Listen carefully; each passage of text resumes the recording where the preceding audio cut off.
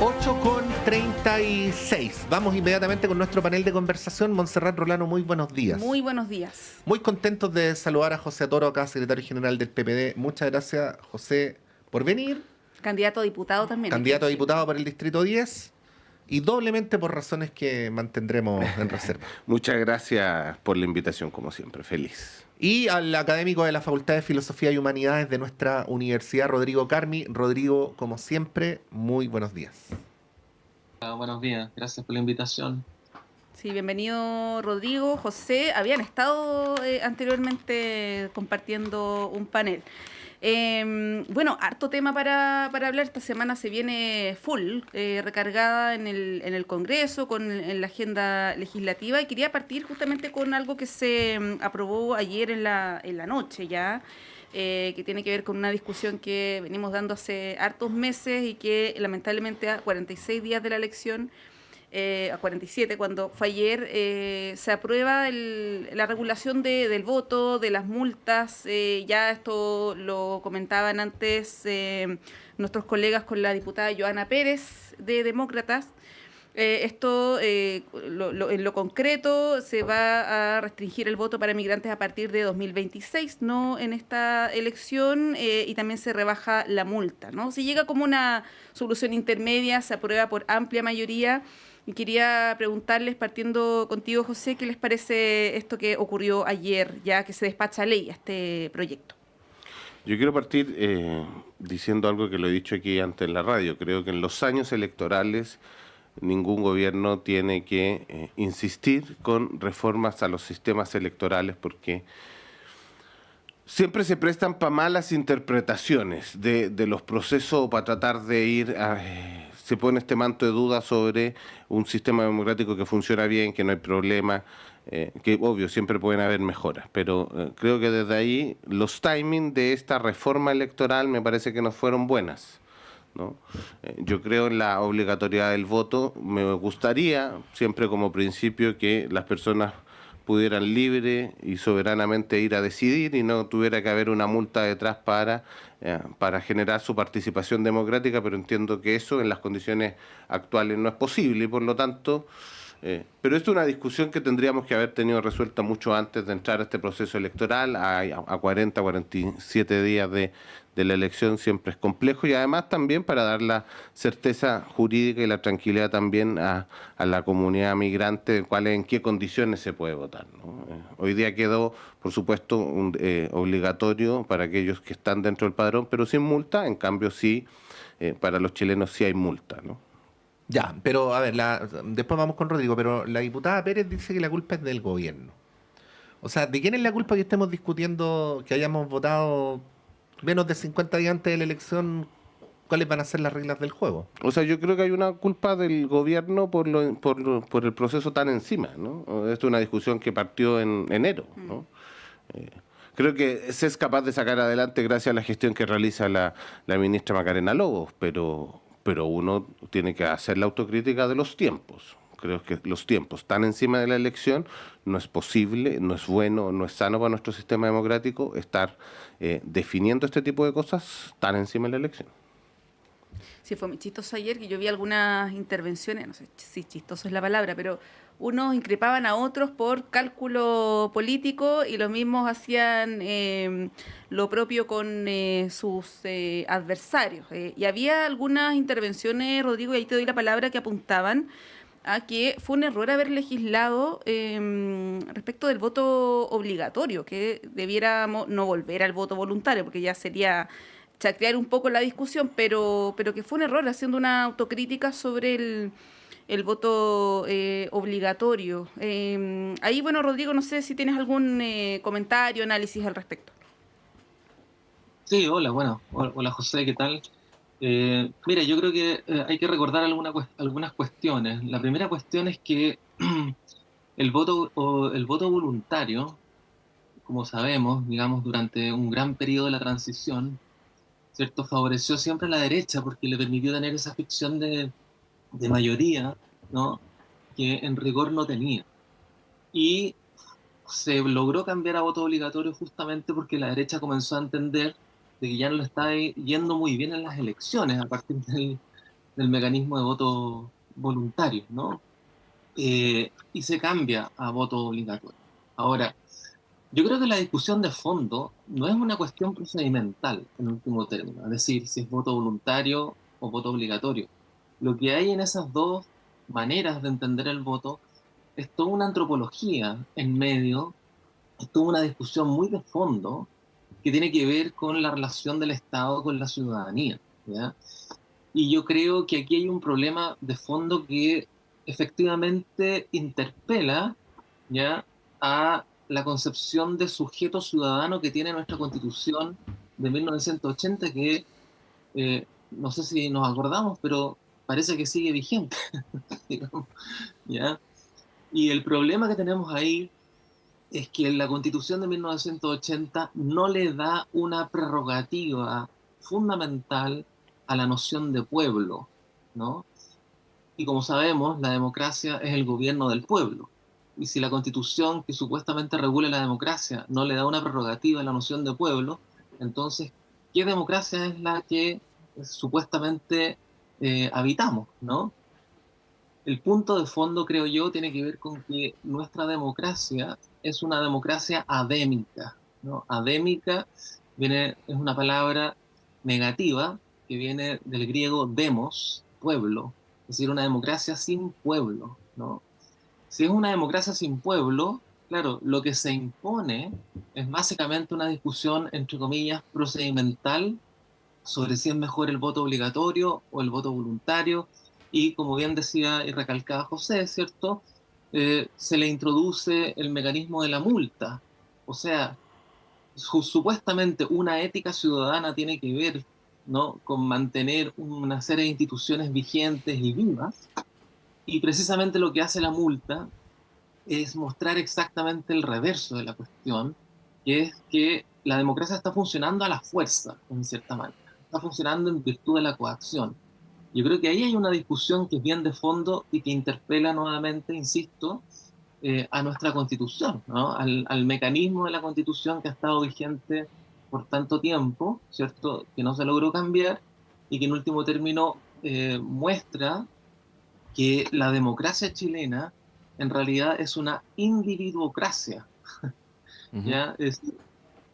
Se le da una prerrogativa a los individuos, pero no al demos, no al pueblo o a los pueblos, ¿no? Y estoy hablando en un sentido absolutamente clásico, ¿no? Eh, propio de la nomenclatura de la filosofía moderna, el pensamiento moderno, ¿no? En ese sentido, es una democracia sin pueblo. Y yo creo que la discusión sobre el voto y el apuro con el que el gobierno introduce la discusión sobre la cuestión del voto sintomatiza exactamente el carácter individuocrático, ¿cierto?, Ujú. del régimen político que vivimos. Ahí, Rodrigo, dos preguntas breves para volver a José. Yo sé que la primera pregunta requiere una respuesta larga, así que te voy a pedir el abstract de la respuesta, ¿no? Eh, qué debería contener la Constitución para dar cuenta de esa noción de pueblo a la que aludes? ¿No? Esa es la primera pregunta. Y lo segundo, deduzco de tus palabras, porque para tratar de salir de lo procedimental, una discusión de fondo que se da es si la participación electoral, en el caso de los ciudadanos, es un deber o un derecho, ¿no? Si es un derecho, uno puede ir si estima y si no, no hacerlo. Si es un deber, me imagino que de ahí proviene en última instancia el sentido de la multa, ¿no? Ahí a ese respecto, y saliendo de lo procedimental, que yo entiendo a lo que tú aludes, ¿no? A que de repente los diputados votan con la calculadora en la mano más que de los principios o de esta reflexión más profunda. No, o también me refería a lo procedimental, al mecanismo, la Ujú. discusión solamente sobre el mecanismo, dejando de lado justamente el estatuto del régimen político, ¿no?, y la antropología que va subyacente ahí, ¿no? Ujú. Sí, pero ahí lo que te preguntaba Pato Rodrigo, las dos preguntas.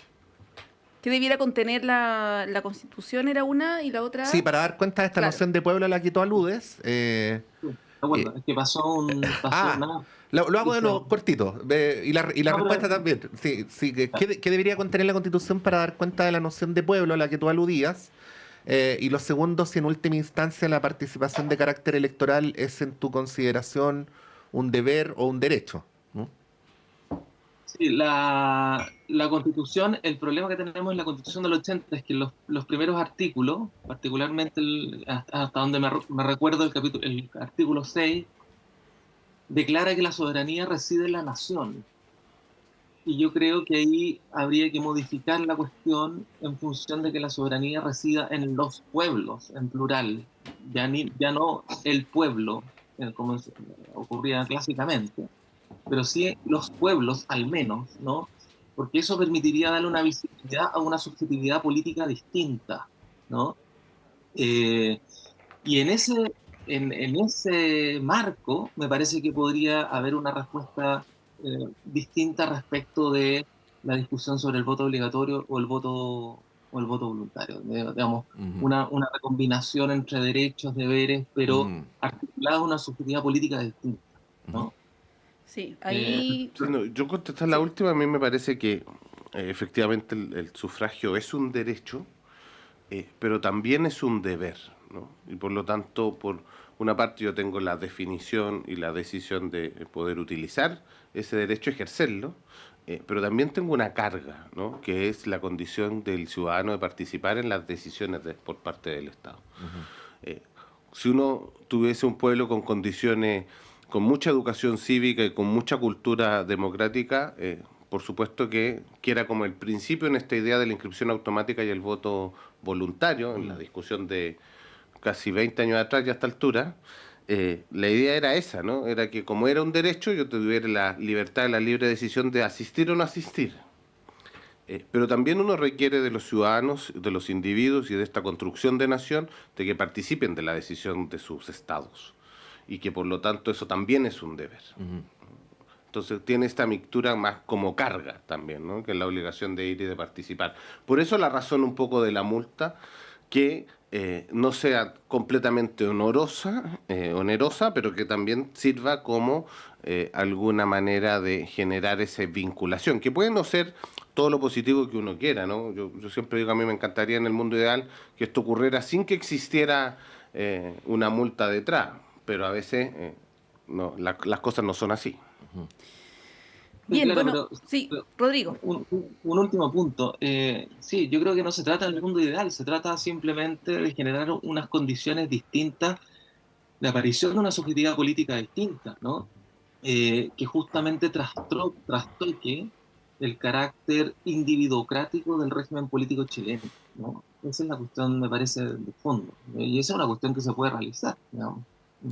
Sí, bueno, en el primer proceso constitucional, ustedes se acordarán, y en menor medida en el segundo, se incorporaban algunos elementos de participación a propósito de lo que dice Rodrigo, de esta relación entre el Estado y el pueblo, o el Estado y la ciudadanía, desde la iniciativa popular de ley, los plebiscitos, en fin. Revocación de mandato. Exactamente, que eso quedó obviamente desestimado. Bueno, a propósito del tema del voto, los quiero llevar a la elección que va a ser en 46 días más. Elección parlamentaria, donde va a estar ahí José en la papeleta, pero la atención está puesta también en lo presidencial. Hay hartas cosas que analizar, pueden entrarle por donde quieran. En el caso de Evelyn Matei hay una arremetida bien potente contra el gobierno a propósito del tema del presupuesto. Evidentemente ahí hay una estrategia comunicacional de estar visible, de estar hablando de algo y que no quede un poco como el jamón del sándwich que ha ocurrido muchas veces. En el caso de Kast, no sé si pudieron leer una entrevista que dio a La Nación en Argentina, donde modera varias de sus posturas. A mí me ha llamado eso la atención, parece casi socialdemócrata, y es una exageración evidentemente. Janet Jara, bueno, está enredada con estas críticas a su partido, a la dirigencia de su partido. Yo sé que desde el PC le bajan el perfil, ayer Juan Andrés Lagos lo hizo, hoy día Boris Barrera también, pero evidentemente ahí hay una tensión y también las dudas sobre su programa, ¿no? Que se debiera presentar en los próximos días.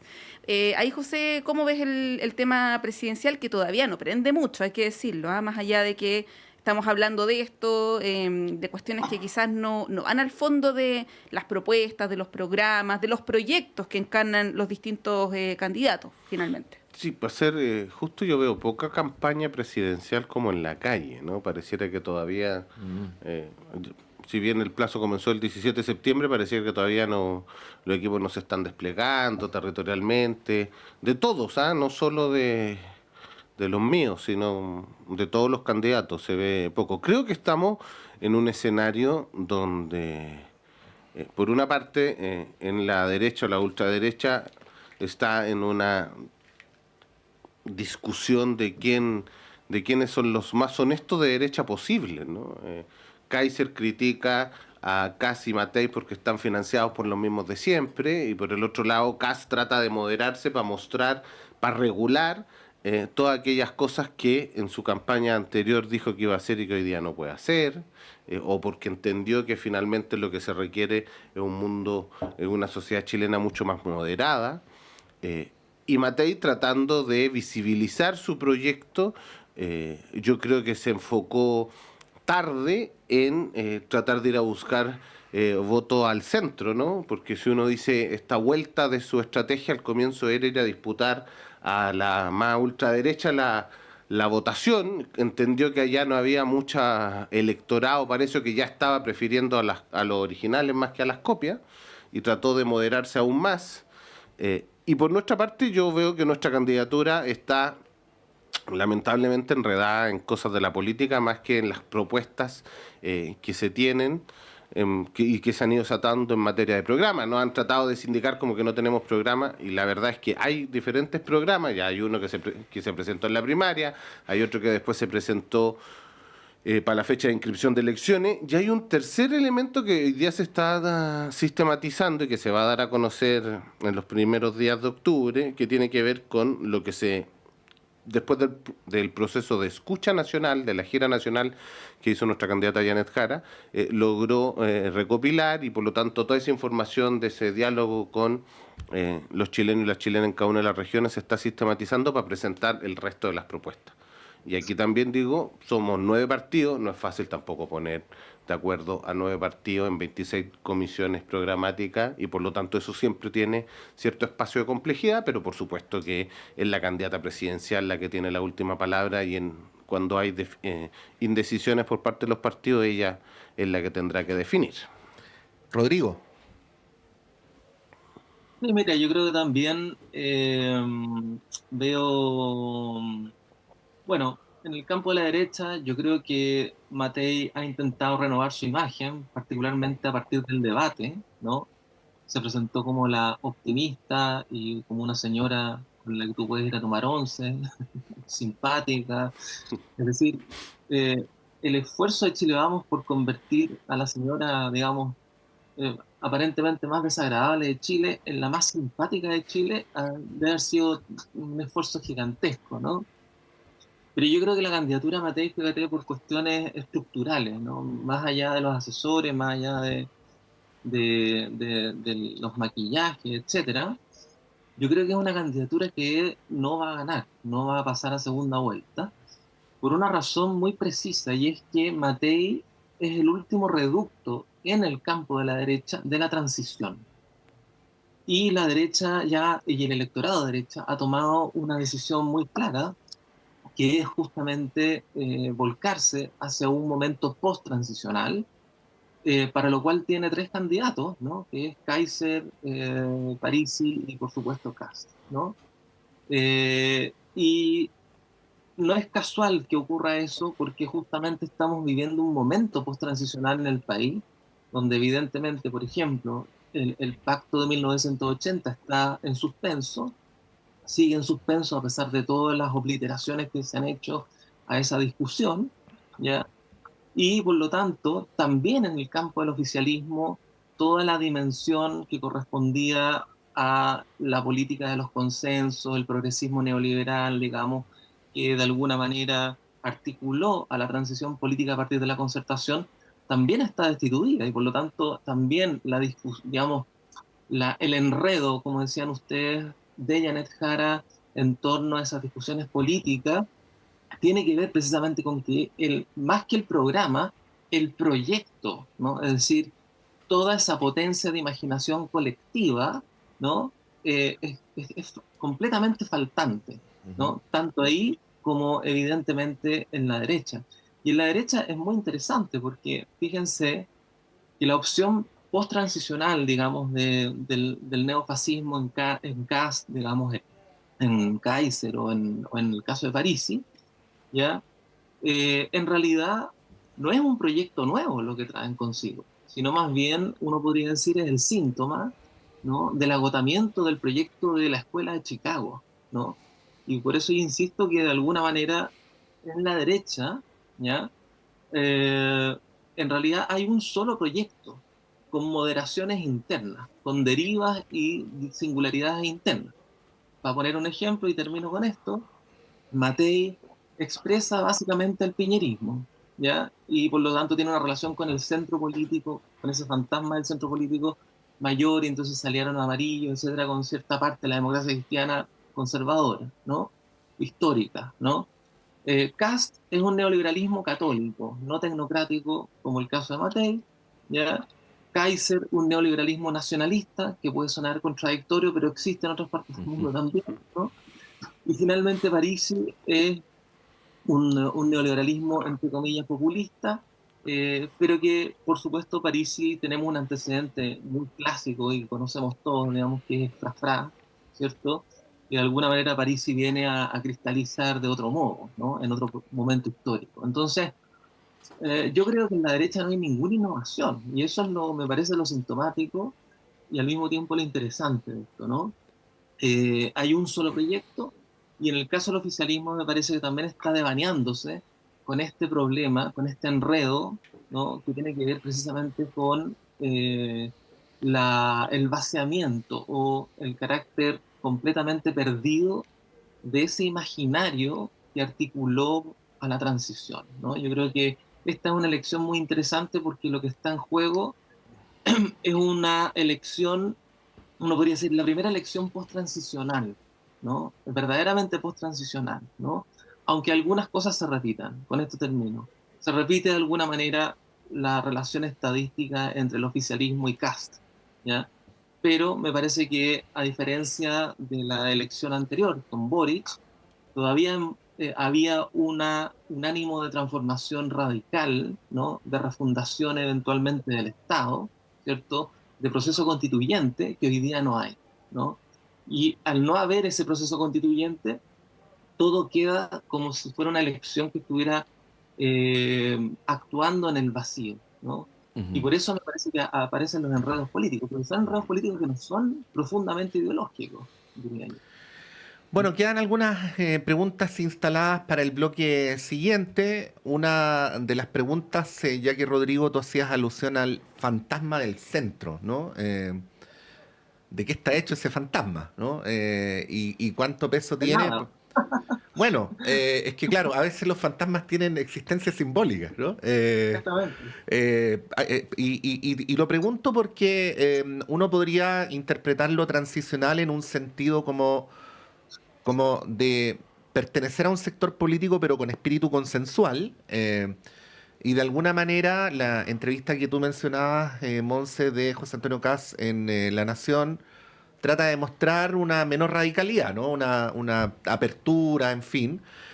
Porque al otro lado, al lado al que pertenece el señor Toro, ocurre un poco lo mismo, ¿no? Hay alusiones a la candidata que se corre hacia el centro, ¿no? Y a veces del otro lado le contestan, oye, fue lo mismo que dijeron en las primarias y así les fue, ¿no? Entonces creo que es una pregunta válida para que le sigamos dando una vuelta luego de la pausa. Son las 9 en punto, vamos y volvemos.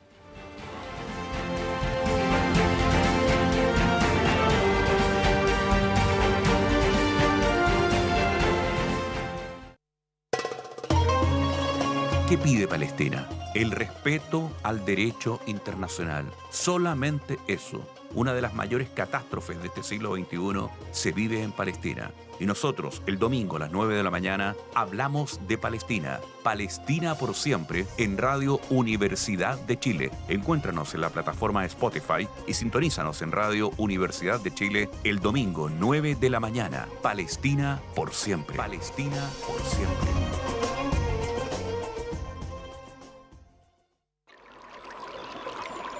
Aguas Trayén o Cascada en Mapudungún es la mejor agua purificada con tecnología de última generación.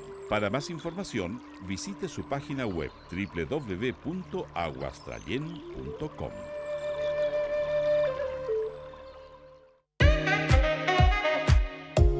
Durante 14 años, el tradicional espacio ciudadano saludable de la Facultad de Odontología de la Universidad de Chile ha acompañado un proceso de sensibilización y comunicación sobre las complejidades del fenómeno de la salud, formando una amplia y diversa red desde la academia, las y los tomadores de decisión y las organizaciones de la sociedad civil. Soy la periodista Cecilia Espinosa Cortés, conductora de A Tu Salud, y te quiero invitar a que juntas y juntos sigamos aprendiendo y problematizando lo que nos ocurre con el bienestar.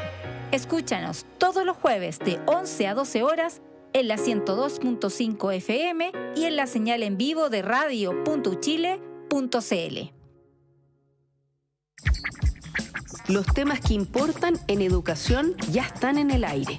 Soy la periodista Diana Porras y les quiero hacer una invitación a escuchar el programa Educación en el Aire, un programa del Senado Universitario donde abordamos calidad, investigación, financiamiento, participación y docencia. Estos son los pilares que transforman nuestra educación y queremos que tú seas parte de esta conversación. Todos los martes a las 18 horas en el 102.5 FM y radio.uchile.cl.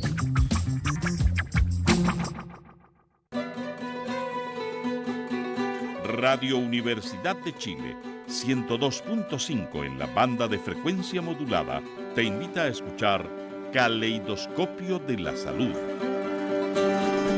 del Departamento de Enfermería de la Universidad de Chile, un programa que respeta la autonomía y apoya la decisión informada de las personas frente al cuidado de su salud y la de otros. 110 años a la vanguardia de los ciudadanos en la salud del país. Caleidoscopio de la Salud, todos los sábados a las 12 horas. En la sala de clases, mis compañeros y yo descubrimos talentos, construimos nuestro proyecto de vida y empezamos a transformar nuestro futuro. Gracias a todos quienes nos entregaron educación de calidad. Hoy soy ingeniera en telecomunicaciones y especialista en inteligencia y ciberseguridad. Gracias a mi colegio cumplí mi sueño. 12 colegios, 14.500 estudiantes, 1.600 educadores. Fundación Belén Educa, 25 años cumpliendo sueños.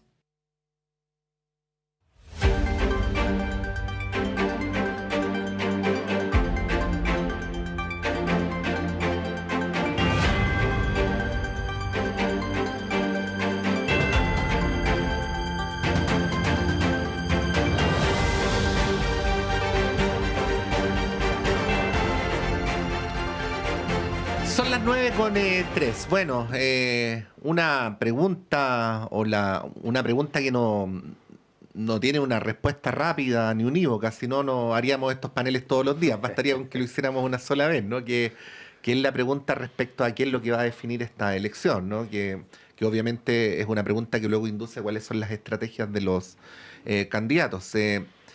Y es una pregunta evolutiva, además, porque es mucho más complejo y por lo tanto interesante analizarlo en una circunstancia en la que no hay 2, sino 3 candidaturas con la eventualidad de pasar a segunda vuelta, cuando adicionalmente hay 8 candidaturas y cuando además hemos tenido varias idas y venidas en nuestro ciclo político en muy pocos años, ¿no? Por eso la pregunta vuelve, invoca nuevas respuestas y así sucesivamente. Bueno, José, ¿cómo lo ves tú? Tomarme de este como término transicional que hablaba Rodrigo, creo que efectivamente por primera vez puede llegar a la presidencia de Chile alguien que estuvo por el sí, ¿no? Y que por lo tanto que apoyó la dictadura y que ahora que luego se va a celebrar el 5 de octubre, estuvo efectivamente por la mantención del dictador y no por la vuelta a la democracia. Y creo que eso habla del cambio del término de la transición o de cómo el país, en general la sociedad chilena, hoy día viene saliendo de ese clivaje que dominó la política chilena por demasiado tiempo.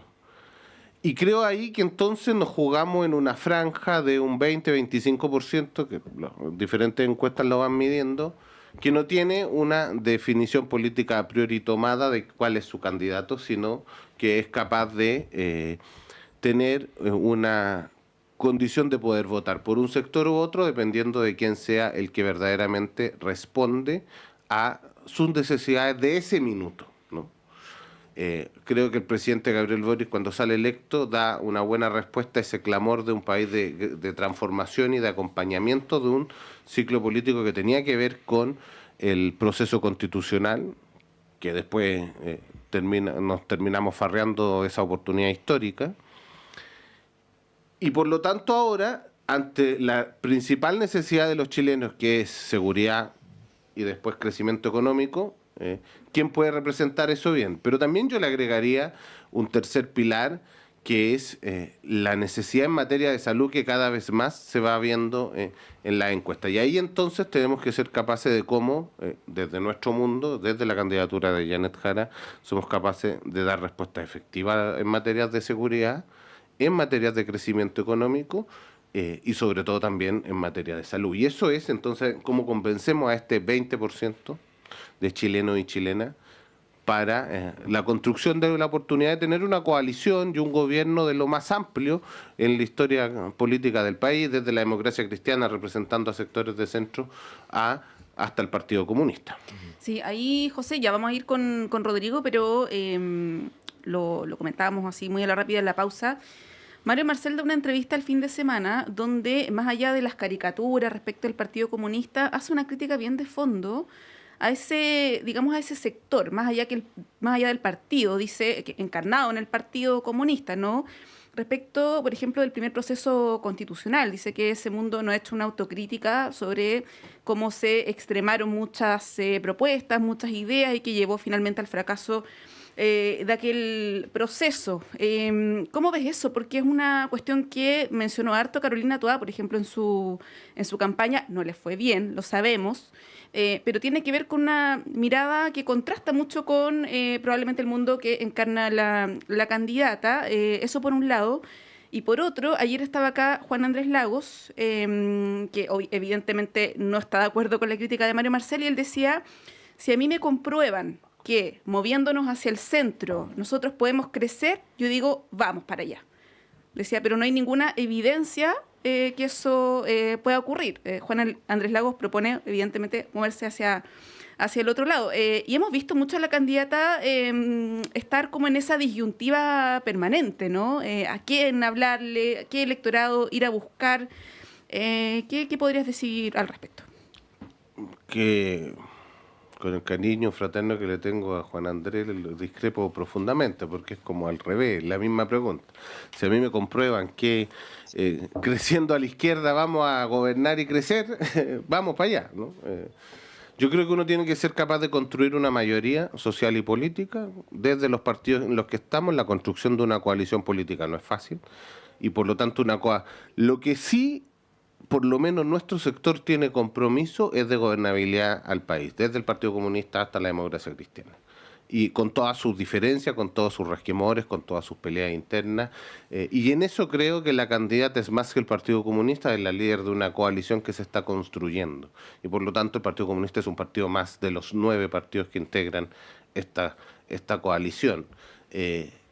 Y eso creo que se ha ido dando de manifiesto en diferentes situaciones. Y esto es lo más difícil finalmente, porque es hacia qué mundo le llega el discurso con el cual queremos ganar. Yo quiero construir una mayoría que ojalá sea superior al 50%, y cuando gobernemos vamos a gobernar para todos los chilenos, y no solo para nuestro sector político, ¿no? Porque más allá de izquierda, de derecha, de centro, de lo que cada uno quiera hacer, uno gobierna para los chilenos y para las chilenas. Uno gana con una mayoría, pero gobierna para todos. Y creo que en eso, más que la derecha, todos los partidos que integramos esta coalición tenemos pruebas reales de los compromisos democráticos en Chile, de los compromisos de gobernabilidad con este gobierno, con los anteriores gobiernos. Bueno, queremos llevarlos a... No, Rodrigo, mejor te damos la palabra a ti para que le demos una vuelta adicional al tema y luego cambiamos de asunto. Sí, no, yo creo que hay una especie de... Hay un problema sin salida, me parece a mí, en la candidatura oficialista, y tiene que ver con esto, con que por un lado no puede replicar un programa que sea como el que tenía Carolina Toá, por las razones que hemos dicho, es decir, porque la transición está terminada, ¿no? Por un lado. Pero por otro lado tampoco están las condiciones políticas para plantear este keynesianismo más radical que siempre está de alguna manera presente en el discurso del Partido Comunista, por ejemplo. Entonces, diría que es una disyuntiva bastante complicada que van a tener que resolverla de algún modo, porque si no, estos devaneos de la candidata van a persistir. Y quiero hacer un simple paréntesis, dos, de manera muy breve. Uno, se ha dicho que la disyuntiva de la candidata oficialista tiene que ver con que, por un lado, el Partido Comunista es un partido revolucionario versus la socialdemocracia. Yo diría que eso no es así. Yo diría que son dos socialdemocracias distintas. Una socialdemocracia clásica, ¿ya? Y otra socialdemocracia al estilo Giddens, digamos, noventera, ¿no? Que es la del PPD, la que asumió el Partido Socialista de alguna manera, ¿no? Son dos socialdemocracias aquí, ¿no? Y yo creo que esto nos remite al segundo punto que quería plantear, es que si uno ve el panorama internacional, ya, por ejemplo, el caso de Jeremy Corbyn, ¿no? El caso de Zoran Mamdani, que es este chico que ganó, digamos, las elecciones, o está con muchas posibilidades, si que ya no ganó en Estados Unidos, ¿cierto?, de gobernador de Nueva York, tengo la impresión. Lo que se articula ahí es otra izquierda, y ya no es ni la clásica izquierda keynesiana de los 60, ni tampoco la izquierda noventera, ¿no? Socialdemócrata noventera, ¿no? Aquí hay otra cosa que está surgiendo y yo creo que va a haber que abrirse a una discusión muy de fondo respecto de las izquierdas, ¿no? En la medida en que estas últimas, sobre todo en aquellas izquierdas que pertenecen a los grandes partidos políticos, a las coaliciones, dejaron de lado a la gente común, a la gente a los trabajadores, en el fondo.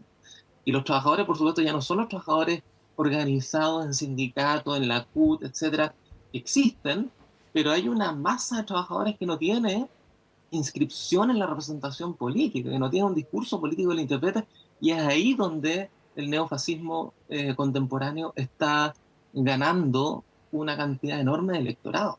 Entonces, este es un problema que concierne a la izquierda, la posibilidad de que un pinochetismo vuelva ahora de manera electoral, tiene que ver justamente con la impotencia de la izquierda para medir la época, ¿no? Este es un tema gran asunto de nuestro tiempo. Que es fundamental, que es cómo efectivamente desde las izquierdas, de la socialdemocracia, la izquierda tradicional, somos capaces de representar a esa nueva clase trabajadora, ¿no? Yo creo que en eso Trump en Estados Unidos habla muy bien a ese nicho y logra representar, y por eso el Partido Demócrata pierde esa fuerza. Y creo que a nosotros nos está pasando, en general, a todo nuestro mundo, algo muy de ese sentido, ¿no?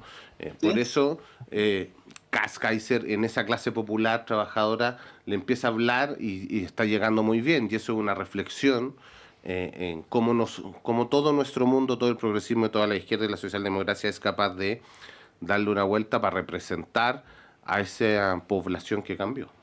Sí, decir muy brevemente que esto de la pérdida de la centralidad del trabajo es una cuestión que de un tiempo a esta parte le ocurre con frecuencia a las distintas vertientes de las izquierdas, ¿no? Por las razones que sean, tiende a poner otros temas en el primer lugar, ¿no? Pero bueno, cuando digo el trabajo, con todo lo que eso implica, condiciones, jornadas laborales, desplazamiento, leyes laborales y así sueldo mínimo y así sucesivamente. Bueno, Los queríamos llevar al tema de Bernarda Vera, que es un tema ciertamente delicado, o sea, por lo menos para nosotros editorialmente ayer le dimos una vuelta cuando apareció este tema respecto a cómo tratarlo, pero bueno, ya los antecedentes están expuestos para que los podamos analizar. Y el caso es bastante claro en realidad, o sea, lo que se está tratando de averiguar es si la persona que está en Argentina es Bernarda Vera o se está haciendo pasar por Bernarda Vera, ¿no? Son las dos hipótesis que hasta el momento circulan en relación a este asunto. Tanto más interesante que esto me parece el modo en que el sistema político procesa este caso, ¿no? Por poner un ejemplo, hoy día a las 9 de la mañana había una pauta de 2 diputados de la UDI que iban a ir a la Contraloría para efectos de que se pudiera esclarecer qué era lo que había pasado con este tema. No, y las pedidas de renuncia ayer sin que la autoridad se refiriera antes. Cordero y así sucesivamente. Bueno, que no solamente provenían desde la derecha, también ayer, por ejemplo, la diputada Lorena Pizarro expresó una duda crítica respecto al rol que le había cabido al ministro Cordero en todo esto. Y el abogado Luis Mariano Rendón también pidió la renuncia de Cordero. Fue el primero, de hecho, exactamente, que ayer tempranito en la mañana, ¿no? Claro, quizás la pregunta es cómo un caso puntual es procesado por el sistema político en relación a la situación histórica, ¿no? Vamos a decirlo así en resumen. Rodrigo. No, mira, yo tengo muy poco que aportar acá porque conozco muy poco el caso y creo que es un caso que está muy judicializado además, ¿no? Es decir, están averiguando, etcétera, la discusión. Pero hay dos cosas que me parece que son relevantes. Una, evidentemente cualquier tema, también ¿no? Hablábamos a propósito, por ejemplo, de la ley de presupuesto, también está completamente electoralizado, va a servir de alguna manera para una electoralización, ¿no? Pero la segunda cuestión que tú planteas, Pato, que me parece muy crucial, digamos, todos los problemas de derechos humanos en Chile, ¿no? Históricamente, me parece que han mostrado siempre una dificultad por parte del sistema político, ¿no? Para su procesamiento, ¿no? Recordemos que me parece uno de los casos más decisivos, no solamente el caso de la detención de Pinochet en Londres, digamos, que finalmente termina volviendo a Chile, digamos, sino también el hecho de que, por ejemplo, en el juicio contra Arellano Stark, ¿cierto?, el juez Guzmán en su época haya tenido que trabajar en base a la figura del secuestro permanente, porque es una figura porque no existía otra figura, ¿no?, para calificar los crímenes, la profundidad de los crímenes ahí cometidos. Entonces, siempre el sistema político está sufriendo una cierta anomalía respecto de la cuestión de derechos humanos, precisamente porque la cuestión de derechos humanos es, de alguna manera, la catástrofe que funda al propio sistema político, ¿no? Y ese sistema político todavía no ha sido transformado estructuralmente, ¿no? Se entiende el punto, ¿no? Sí. Es decir, solo porque hubo dictadura tenemos este sistema político, y por lo tanto, solo porque hubo violaciones de derechos humanos tenemos este sistema político. Este sistema político, en su estructura, por eso procesa tremendamente mal, ¿no? Todos los casos relativos a este tipo de materia, ¿no? Sí, ahí, José, bueno, en la línea de lo que decía el Pato, ¿no?, de cómo el sistema político procesa esto. Ayer, claro, hubo algunas de las reacciones que mencionamos pidiendo la renuncia de autoridades y, bueno, el ministro Cordero explica esto, cómo el plan de búsqueda contribuye a esclarecer esta situación y no al revés, en el fondo porque también se cuestiona el Plan Nacional de Búsqueda, que tampoco hay antecedentes que permitan tener una conclusión definitiva, eso lo dijo el ministro Gajardo, pero cómo todos se anticipan a emitir juicios y generalizar también, porque esto se mezcla con algo que existe, muy lamentablemente, de los falsos exonerados políticos, que son pocos casos, digámoslo, son pocos, pero existen, ¿no? Y le da Paulo a la derecha para hablar de, particularmente a la derecha, para hablar de que pueden existir muchos casos más. De hecho, ayer fueron declaraciones bien recurrentes, esto de que no es el único, probablemente hay más, y esto de recurrir a la Contraloría también apunta un poco a eso, ¿no? Y además el ministro Cordero, una de las cosas que dijo que me llamó la atención es que según los antecedentes que maneja el gobierno, la hija, que es la que recibe los beneficios, no está o no estaba al tanto de que su madre, presuntamente detenida desaparecida, podría estar viva. Entonces hay un tema muy delicado con las familias también, que es un poco como meter el dedo en la llaga, ¿no? A ver, yo creo que este es un tema sumamente delicado, ¿no? Y uno tiene que tratarlo desde ahí, y la responsabilidad de todas las autoridades o de todos quienes tenemos algún espacio público para referirnos al tema, para opinar sobre el tema. Pero esto tampoco puede servir, como algunos personeros dirigentes de la derecha lo quieren utilizar, de relativizar las violaciones a los derechos humanos que existieron en dictadura y de los detenidos desaparecidos que existen, ¿no? Este caso en particular no puede servir para desconocer la historia, ¿no? Y lo digo porque como hay un afán de un sector de tratar de reinterpretar la historia y sobre todo los hechos ocurridos en la dictadura, esto los van a mal utilizar. Creo que se tiene que investigar, que hay que averiguar si efectivamente de quién se trata, ¿no? Porque es sumamente, además, complejo y grave para la familia que están acá, que nunca supo que su madre seguía existiendo o no, ¿no? ¿Y qué pasa si también logramos construir cierto caso de que termina no siendo su madre? O sea, imagínate toda la victimización y revictimización de esta situación, de toda una vida. Entonces creo que hay que ser sumamente responsable, pero no puede malutilizarse, no puede desconocer los hechos que pasaron, tratar de reinterpretar la historia en un hecho de desastres naturales. Hay que agradecer, creo yo, al Plan Nacional de Búsqueda, que si no hubiese existido el Plan Nacional de Búsqueda, no sabríamos de esta situación. Por último, para saber, ¿no? Bueno, y quiero volver al principio a riesgo, Rodrigo, de decir una obviedad. Si no hubiera habido detenidos desaparecidos, no hubiera sido necesario el plan de búsqueda. ¿Y por qué hago mención a esta obviedad? Porque la razón, en un país normal, incluso habiendo abusos de agentes del Estado, hubiéramos sabido en el mismo momento qué pasó con Bernarda Vera, ¿no? Entonces, la razón por la que no sabemos qué pasó con Bernarda Vera es la misma razón por la que no sabemos qué pasó con Carlos Lorca, por la que no sabemos qué pasó durante años con Fernando Ortiz, por la que no sabemos qué pasó con el Chino Díaz, y así sucesivamente. Entonces, ese es el origen del problema, ¿no? Que hubo agentes del Estado que hicieron desaparecer, y hubo instituciones que con posterioridad no entregaron la información que hubiera permitido que este tipo de situaciones no ocurrieran en el Chile del 2025. Y siguen sin entregarla y sin arrepentirse los que habitan ahí Punta Peuco. Y la poca verdad que se ha ido construyendo ha sido tarde, ¿no? O sea, yo recuerdo que hace poco salió, el 2005, detuvimos al Mamo Contreras y pudo terminar completamente preso, ¿no?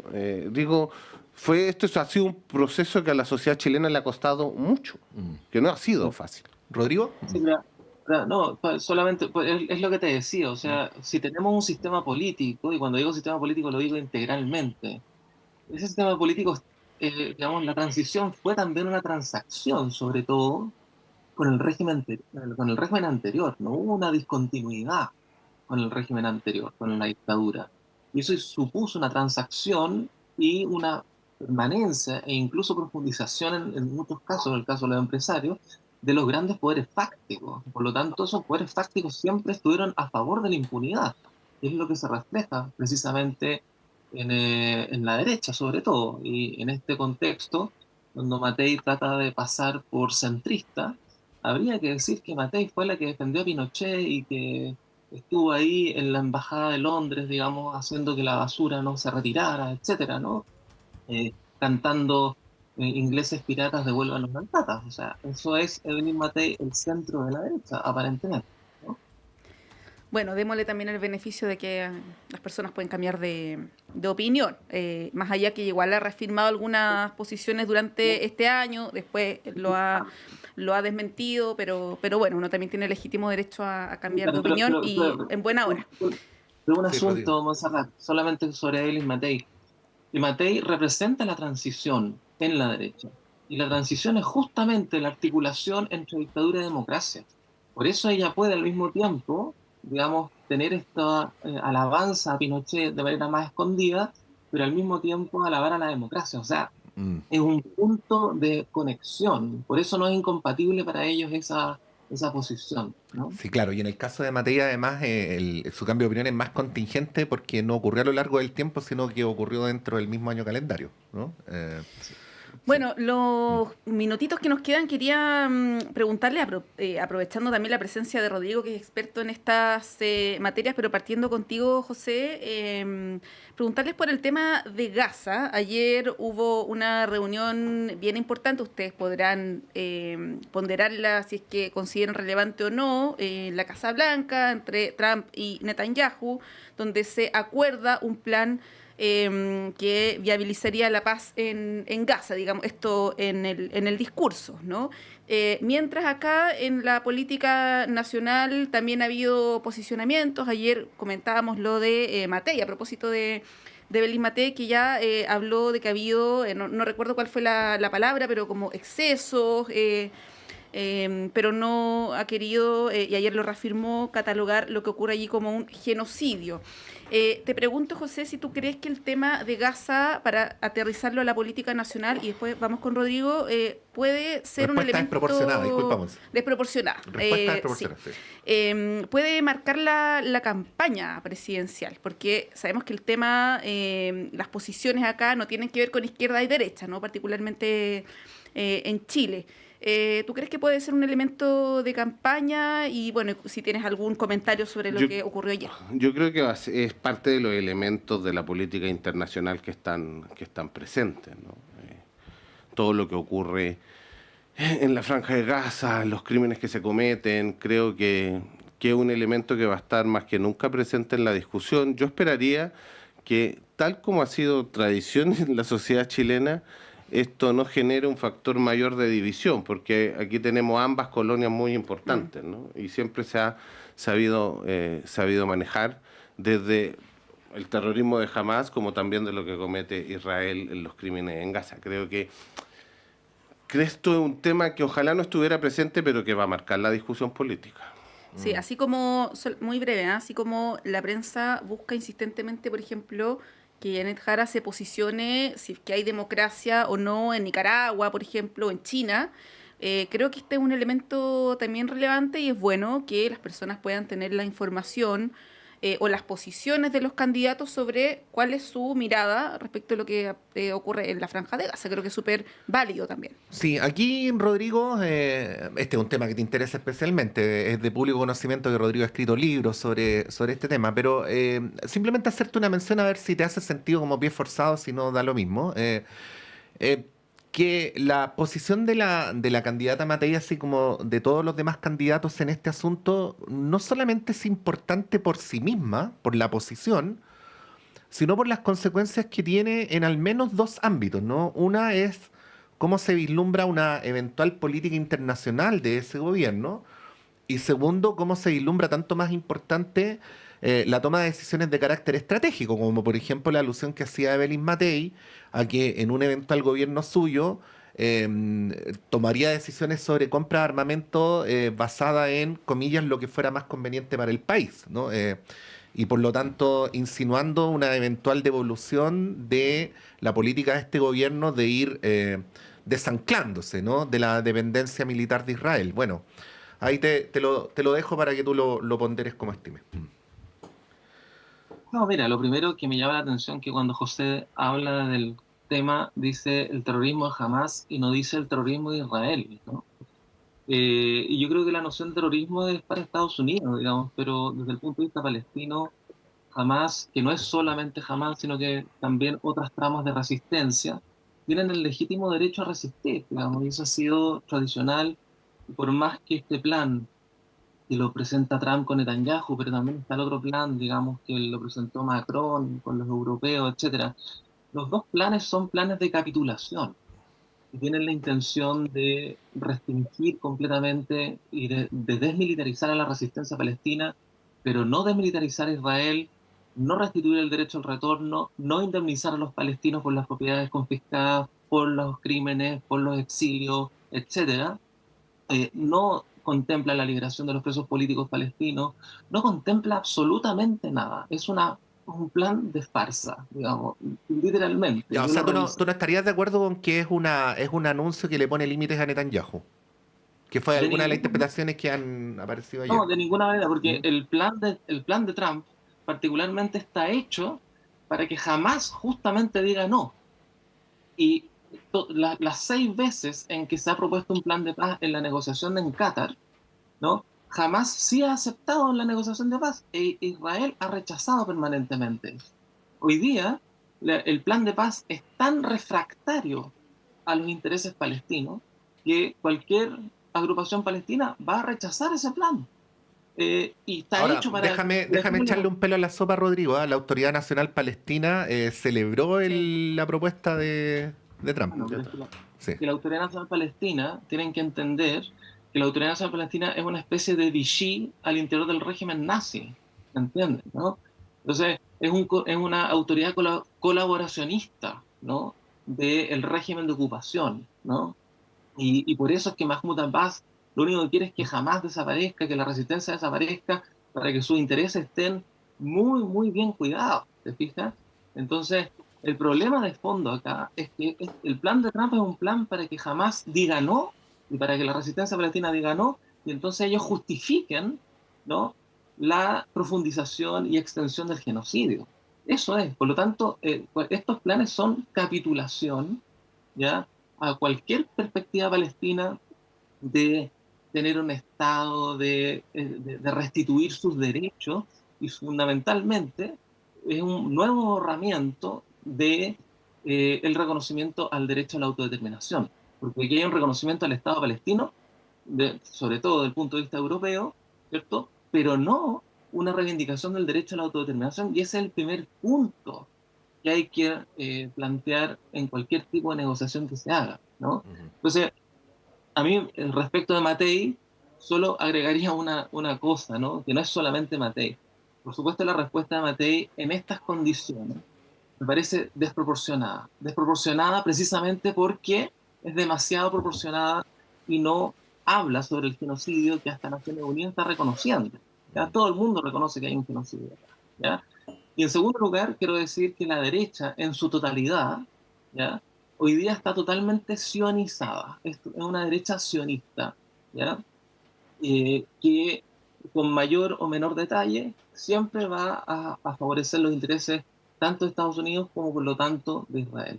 Y en ese sentido, claro, es donde se ha dado la discusión sobre el armamento, pero ojo, la discusión sobre la cuestión del armamento, hasta donde yo sé, ¿ya?, que muchas organizaciones de derechos humanos y muchas organizaciones pro-palestinas en Chile han insistido a los distintos gobiernos históricamente para boicotear el comercio de armas, porque eso es lo que se requiere para transformar este asunto. Se necesita boicotear al Estado de Israel para que el régimen israelí definitivamente se desmantele y el racismo israelí termine, ¿no? Entre ellos el comercio de armas, que es la gran industria israelí, ¿ya? Acá también las Fuerzas Armadas están insatisfechas por el cumplimiento de contratos que ha tenido Israel, ¿no? En realidad, que no ha tenido Israel con las Fuerzas Armadas chilenas. Entonces, es una coyuntura muy interesante, precisamente para profundizar, ¿no?, esa política que anunció el presidente Boric, digamos, en la cuenta pública, ¿no?, si no me equivoco. Bueno, estamos llegando al final del panel. Rodrigo, este es un gran asunto, ¿eh? Podríamos seguirlo conversando. Lo seguiremos haciendo, pero no podemos inmediatamente ahora. Gracias, Rodrigo Carmi, que estés muy bien. No, gracias a ustedes y un saludo a todos ahí, Montserrat, José. Gracias, Rodrigo. José Toro, Un muchas abrazo, gracias por Rodrigo. haber venido también. Muchas gracias a ustedes por la invitación. Vamos a ir un breve alto porque, como ustedes saben, esta radio tiene muchos frentes a través de los cuales desarrolla su misión. Uno de ellos es la de nuestra entrañable sala máster, y vamos a conversar con un mítico músico chileno, Jorge Campos, a propósito de un concierto que implica el retorno de Santiago del Nuevo Extremo, banda legendaria de la música chilena, a las tablas de la sala máster. Vamos y volvemos.